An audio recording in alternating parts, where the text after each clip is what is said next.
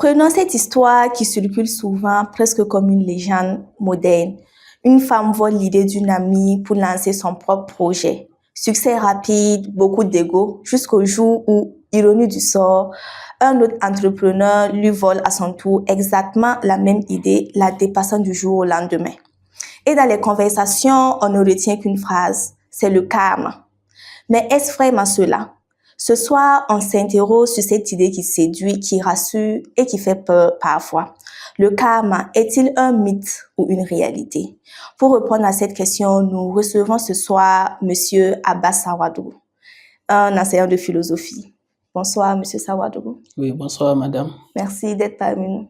Je vous en prie, c'est moi qui vous remercie de m'avoir invité sur votre plateau. Merci. Et d'échanger également avec Merci vous. également pour votre disponibilité. Je vous en prie. D'accord, Monsieur Sawadou, on va tout d'abord essayer de comprendre le concept de karma. Est-ce que vous pouvez nous détailler, nous dire ce que c'est que le karma, philosophiquement parlant? Bon, philosophiquement parlant, le karma, c'est une conception, d'accord? Une conception de la causalité morale. C'est-à-dire que toute action que nous menons a effectivement des conséquences, des effets sur notre vie. Ça peut être sur le long terme, ou du moins le court, le moyen et le long terme. Voilà. Mais il faut dire que le karma même a une origine indienne. Voilà, et ce sont des juifs, non, les indiens plutôt, voilà, et les bouddhistes, voilà, qui ont eu à développer ce terme-là, philosophiquement parlant, et qui est devenu aujourd'hui un sujet dont beaucoup de monde en parle, sans connaître réellement l'origine, et d'autres même font des confusions avec ce qu'on appelle le destin. Voilà, même s'il y a une similitude, il y a au moins une différence. Voilà. Et le karma, c'est les effets liés à nos actes. Voilà, mais sûrement ces effets-là sont beaucoup liés à la moralité intérieure. De nos jours, on remarque que ce thème-là est beaucoup utilisé dans de nombreuses situations. Pourquoi est-ce que l'idée du karma séduit autant nos sociétés modernes? L'idée du karma séduit beaucoup notre société moderne parce que notre société moderne est en quête de sens, est en quête de justice dans un monde injuste. Parce qu'il faut dire que notre monde est injuste. Voilà, et l'humanité court vers une quête de justice. Et cette justice-là, on ne sait pas où la trouver. Parce que la justice des hommes est beaucoup parfois injuste. Et nous nous remettons maintenant à une justice divine. Voilà, et cette justice divine-là peut être une justice de la nature. Voilà, donc c'est en quelque sorte pour cela que le thème du karma nous hante beaucoup dans notre société. Donc, en grosso modo, c'est une quête, d'accord, de justice, une soif de justice, voilà, dans un monde injuste. Dans l'intention d'être soit satisfait, quand le karma se réalise, ça peut nous apporter satisfaction, voilà, ou du moins, quand le karma se manifeste, voilà, et ça peut être une forme de réprobation, voilà, c'est une forme de sanction de la nature contre nos agissements. Est-ce que le thème karma n'a pas été créé par les hommes pour rendre le monde mieux? Parce que quand on prend l'exemple du cas où quelqu'un fait du mal à quelqu'un et on dit le karma, ça va te rattraper. Peut-être que c'est pour diminuer le mal qu'il y a dans le monde.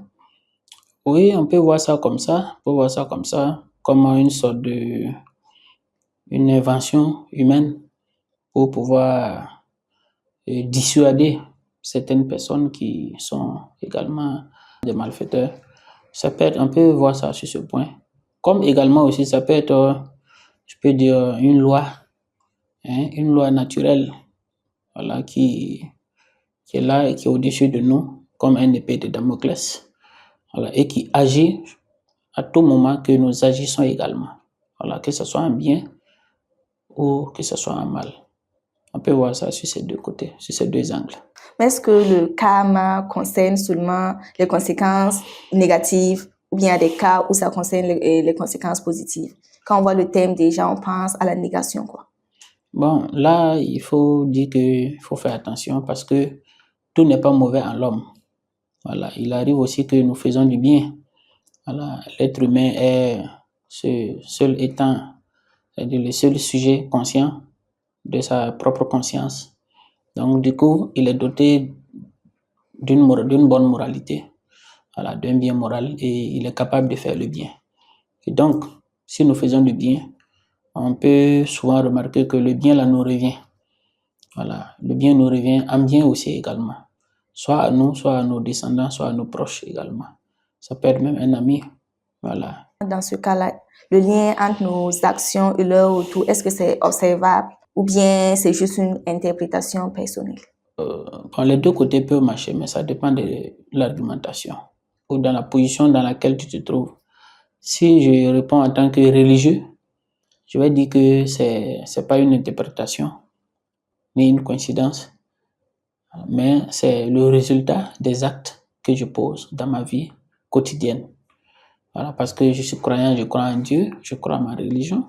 Mais si je me pense du côté de la philosophie, je peux dire que c'est une pure invention de l'esprit, puisque c'est pas une loi démontrable. Voilà, ou du moins, c'est pas quelque chose qu'on peut vérifier. Puisque tu peux faire une action bonne et puis bon, en retour, avoir du mal comme une récompense.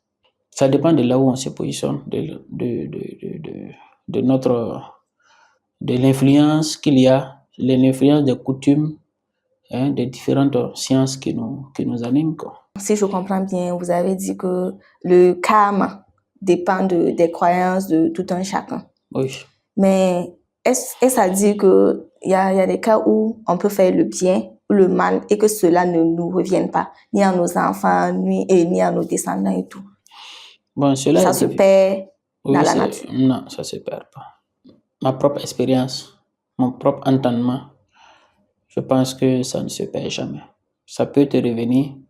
Si ça ne te revient pas, forcément, ça va revenir soit à tes enfants ou à tes descendants, ou du moins à tes amis, ou du moins à des générations futures dont nous ne serons même pas témoins, nous ne serons plus là pour être témoins. Voilà, c'est-à-dire qu'on se projette dans l'avenir, quoi. Ça peut se réaliser à des générations futures. Tôt ou tard, je pense que ça nous revient toujours. Est-ce qu'on peut dire que le karma est la projection de nos peurs ou de nos culpabilités intérieures? Oui, on peut dire ça. Ça peut être le résultat de nos peurs et de notre culpabilité intérieure. Vous savez que l'être humain a toujours peur de ce qu'il ne connaît pas, de ce qu'il ne sait pas. Donc, quand il n'a pas encore la maîtrise totale de ce qui se passe en lui, dans sa vie, il attribue ça forcément à quelque chose d'autre qui semble le dépasser. Donc, ce qui explique souvent la liaison des causes, d'accord, qui se passent dans notre vie. Voilà, on dit ça à des causes extérieures, à des causes transcendantes, voilà, à nous. Et qui sont ces causes transcendantes-là, qui sont facteurs, voilà, qui régissent nos vies. Ouais, est-ce que le karma dépend d'un certain âge, par exemple, est-ce que les enfants, quand on prend l'exemple que les enfants sont toujours, je veux dire, pas matures, est-ce que les actions qu'ils font peuvent revenir sous forme de karma? Pour la connaissance que nous on a reçue, pour l'enseignement qu'on a reçu, disons, l'enseignement religieux, même à l'école. Pourquoi? Parce que on nous dit que l'enfant est innocent. Tout acte qu'il pose, dès qu'il n'a pas encore l'âge de la majorité, voilà, il est toujours innocent. Donc, puisque l'enfant reçoit l'éducation par ses pairs. Voilà, la famille est la première cellule sociale qui éduque l'enfant. Après, il aura la société qui va l'éduquer quand il sera en contact avec le monde extérieur. Et ensuite, il va être confronté également à des lois de la société que l'État a instaurées. Il va être confronté à ces lois-là. Donc, du coup, l'enfant étant le produit de la société, d'abord de la famille et de la société, va toujours agir en fonction de ce qu'on lui a appris, jusqu'à ce qu'il puisse décider de lui-même maintenant. Mais en ce moment aussi, même s'il décide, nous, à l'âge adulte, on ne peut pas aussi totalement se débarrasser de l'éducation qu'on a reçue. On ne peut pas faire cette scission nette. Voilà, il y a toujours une influence sur nous. Donc, du coup, si on part sur ce principe-là, un enfant qui n'est pas encore conscient, qui n'a pas encore plutôt l'âge de la majorité, il faut le dire, ben, tout ce qu'il va agir ne sera pas retenu contre lui par le karma, parce qu'il n'est pas encore mature. Voilà. Mais dans la religion musulmane, il faut dire qu'à partir de 7 ans, l'enfant, tout ce qu'il fait en bien ou en mal, le retombe sur lui. Voilà. Mais avant l'âge de 7 ans, tout ce qu'il fait comme du bien, ça retombe sur ses parents. C'est-à-dire Dieu rembourse ses parents en bien. Voilà. Quand il fait quelque chose de mauvais, c'est aux parents. Dans l'islam, c'est comme ça. Puisque on suppose qu'à cet âge-là, c'est les parents qui doivent l'apprendre à faire le bien ou à faire le mal. Il faut dire que dans la loi, dans la société actuelle, surtout dans notre contexte burkinabé, voilà, un enfant qui a l'âge adolescent, s'il commet un acte qui est négatif, la justice peut se saisir de l'affaire pour l'amener soit dans les prisons des enfants, ou du moins, voilà, et si ça va plus loin, on peut même saisir les parents. Voilà. Mais dès qu'il y a un homicide, déjà, je pense que on verra s'il a l'âge d'être condamné ou pas. Mais est-ce qu'il y a des cas où notre état d'esprit influence tellement notre vie que nous finissons par voir du karma là où il n'y en a pas? Il y a des situations dans la vie de de chaque personne qui arrivent. Quand ces situations arrivent là, ça nous influence, ça nous marque de telle sorte on peut penser même que c'est le karma.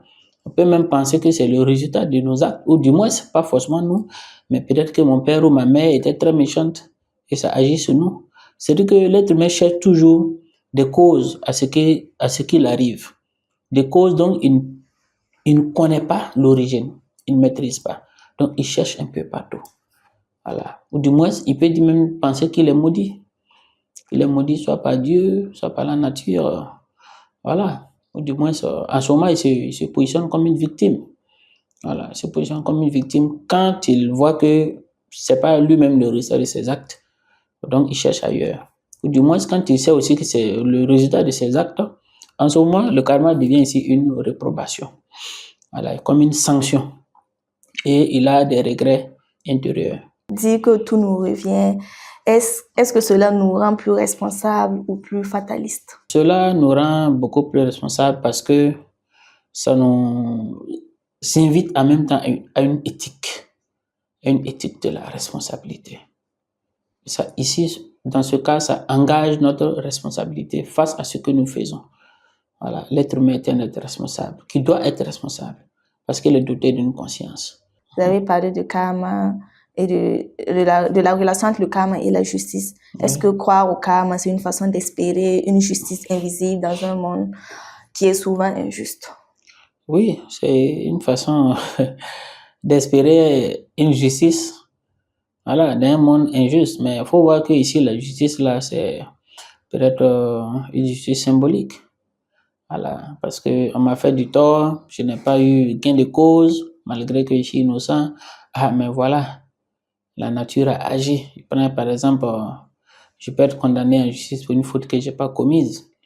Et je me tords, je pleure parce que je suis victime. Et un beau jour, j'entends que le palais de justice a pris feu, par exemple. Bien, le juge en question qui m'a condamné a été victime d'un accident. Je lui ai dit, ah, la nature a parlé. Voilà, le karma m'a fait justice. Donc, c'est une sorte de satisfaction morale, je peux dire. Peut-être c'est une coïncidence. Peut-être que ça n'a pas de rapport avec lui, sa condamnation. Oui, ça peut ne pas avoir de rapport. Ça peut être une coïncidence aussi. Mais comme nous cherchons toujours à ce que justice soit faite, nous avons soif de ce que nous voulons se réalise.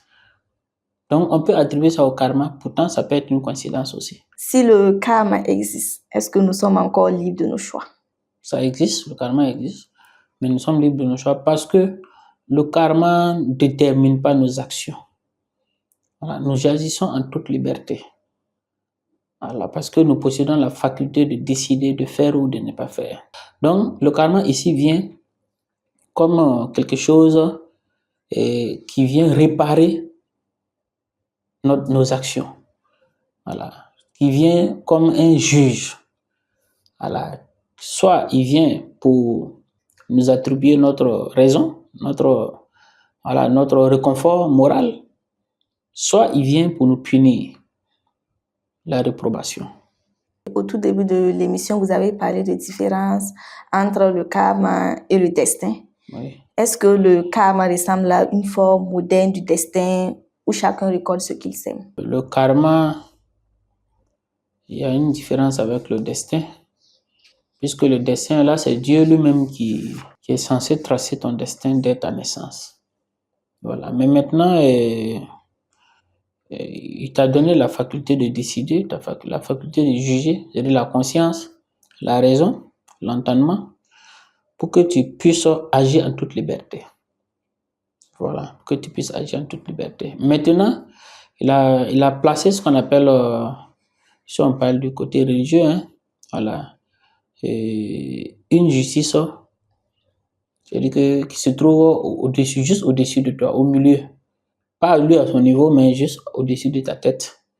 Voilà, une épée par exemple, qui est là pour réagir à chaque fois que tu agis. Tu décides librement d'agir, mais lui vient réagir en fonction de cela. Si ça a bien, il réagit. Si ça a mal, il réagit. Donc, en ce moment, le karma n'entrave pas notre liberté, puisque nous agissons de façon libre. Mais lui, il vient maintenant comme un maître qui vient dire, ben voilà, ce que tu as fait ici, ce n'est pas bien. Voilà ce que je te fais. Mais le destin, lui, c'est autre chose. C'est autre chose. Il faut dire que nous ne maîtrisons pas tellement. Voilà, mais dans les livres, si on dit, c'est Dieu lui-même qui dit que là, voilà, il a écrit le destin de tout homme. Mais il faut dire que le destin là n'est pas un destin figé. Voilà, la religion aussi a à prendre ses précautions, sinon il sera en contradiction effectivement. Puis si ton destin est figé, c'est-à-dire que tu es scellé. Tout ce que tu fais, c'est-à-dire que tu n'es plus toi-même. Tu es guidé maintenant par ton destin. Et là, ça ne serait pas raisonnable de la part de Dieu. Oui. Et comme le disait Kant, agis de telle sorte que tu puisses vouloir que la maxime de ton action devienne une loi universelle. Ouais. Est-ce qu'on peut voir en cette idée une forme morale, une forme de karma moral fondée sur l'éthique et non sur le mystique? Oui, on peut voir ça comme ça, puisque Kant même, son impératif catégorique, puisque c'est un impératif catégorique, agis, c'est une injonction qu'il donne. Voilà, c'est comme un ordre, une injonction. Donc, agis de telle sorte que la maxime de tes actions puisse être érigée en règle de conduite universelle. C'est-à-dire qu'il veut sa volonté de vouloir universaliser nos actes moraux. Voilà, c'est louable parce que c'est une manière de nous dire attention, il y a quelque chose qui est là. Voilà, quand nous agissons mal, ça peut nous rattraper. Quand nous agissons bien, c'est également positif pour l'humanité entière. Mais du côté de Nietzsche, il affirmait qu'il n'y a pas de fait, seulement des interprétations. Est-ce que le karma est finalement une interprétation humaine destinée à donner du sens à l'imprévisible? Bon, je pense qu'on peut voir ça comme ça, puisque ça peut être une interprétation de nos actions, de nos actes, pour donner du sens à notre vie. Pourquoi? Parce que on ne peut pas démontrer le karma. Comme je vous l'avais dit, on ne peut pas démontrer ça empiriquement, scientifiquement, on ne peut pas démontrer. Donc, ça peut être une interprétation de l'esprit humain pour donner du sens à notre vie. Parce qu'il faut que notre vie ait du sens. Il faut qu'on puisse meubler notre vie. D'accord. Et pour terminer avec les penseurs, ça disait que nous sommes ce que nous faisons. Est-ce que le karma est au fond une manière de dire que chaque action finit par nous façonner nous-mêmes? Oui, mais là, il faut relativiser parce que Sartre ici, Jean-Paul Sartre, si vous connaissez sa pensée, vous savez que c'est un existentialiste. L'existentialisme est un courant philosophique de pensée qui s'interroge sur l'existence de l'être humain.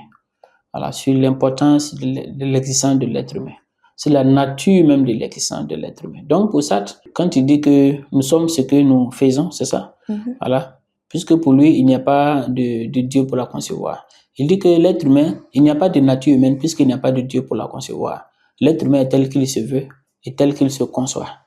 C'est-à-dire pour lui, nous sommes les seuls responsables de nos actes. Il n'y a pas une autre transcendance qui est responsable de nos actes. Non. Nous ne sommes pas guidés, nous sommes libres. L'être humain est un être conscient et libre de ses actes. L'être humain est ce qu'il se veut, ce qu'il se fait. Il décide ce qu'il veut faire. Donc, nous sommes ce que nous faisons pour Jean-Paul Sartre. Nous sommes des êtres libres ici. Voilà, donc ici, il met ici en avant la liberté de l'individu, de l'être humain, et sa capacité à décider de faire ou de ne pas faire. Son choix ici est guidé par ses propres inspirations. Il n'est pas guidé. Pour lui, quand tu existes, quand tu vis par exemple, et que tu ne donnes pas un sens à ta vie, pour lui, tu n'existes pas. Tu as la même existence qu'un caillou posé. Parce que le caillou, tu peux le laisser là, 1000 ans, tu viens de le retrouver là. Si ce n'est pas une cause extérieure qui est venue le faire bouger, par exemple le vent, ou au moins une autre personne qui vient le se déplacer, il ne peut pas bouger. Mais l'être humain, ce n'est pas comme ça. Est-ce que le karma est un mythe culturel rassurant, une réalité intérieure, psychologique, morale et existentielle qui influence notre manière d'être dans ce monde? Le karma, ici, on peut le voir sur cet angle-là, comme quelque chose de culturel, quelque chose aussi qui vient influencer notre vie. Alors, on peut percevoir le karma comme ça. Mais comme je le disais, tout dépend de quel bord nous nous situons. Voilà. Parce que on peut aussi dire que le karma n'existe pas, que c'est des coïncidences, comme Nietzsche l'avait dit. Voilà. Tout comme on peut aussi dire que le karma aussi existe parce que c'est le résultat de nos actions, surtout. Voilà. Et ça peut être aussi culturel, parce que le karma n'est pas forcément accepté dans toutes les sociétés. Voilà. Donc, ça dépend des mœurs, des valeurs morales. Voilà. Une valeur morale peut être défendue ici, qui n'est pas la même valeur morale défendue ailleurs. Donc, tout dépend de là où nous nous trouvons et dans quelle posture nous voulons nous mettre.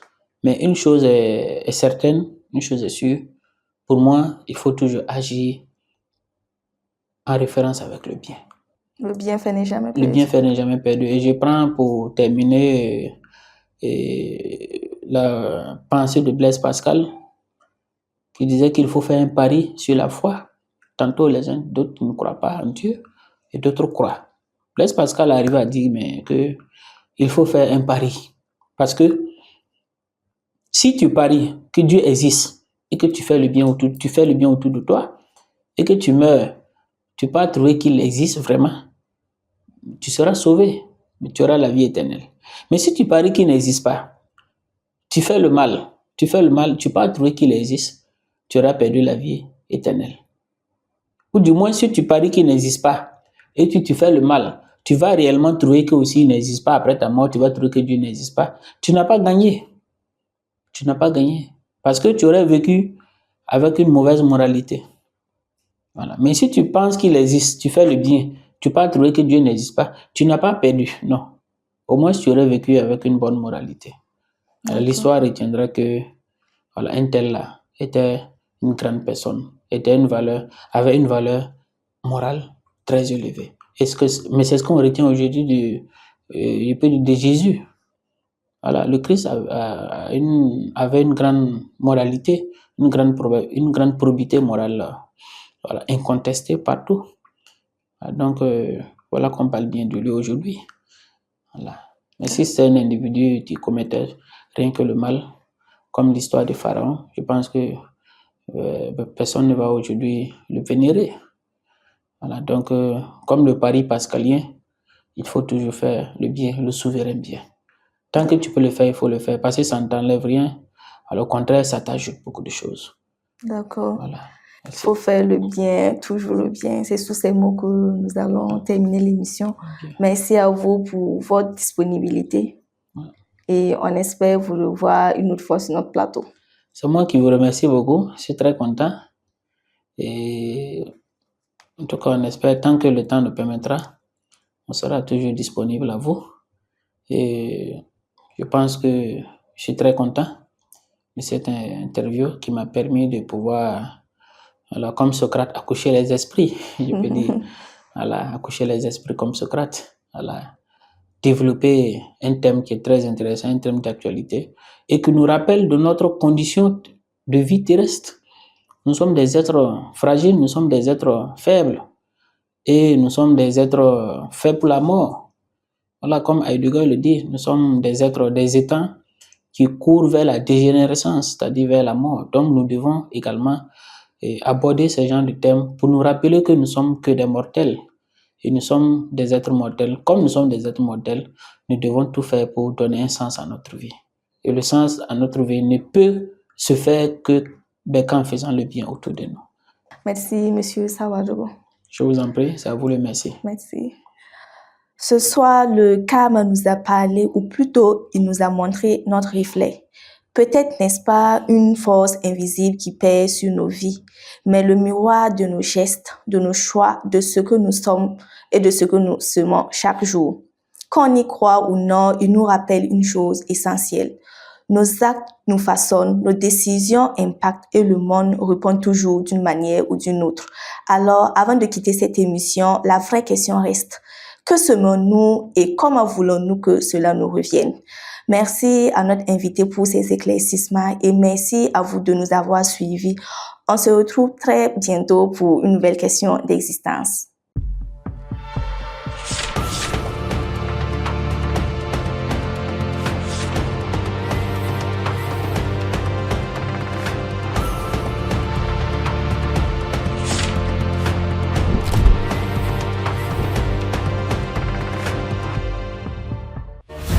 Fadi Mawa TV, les racines de l'actu.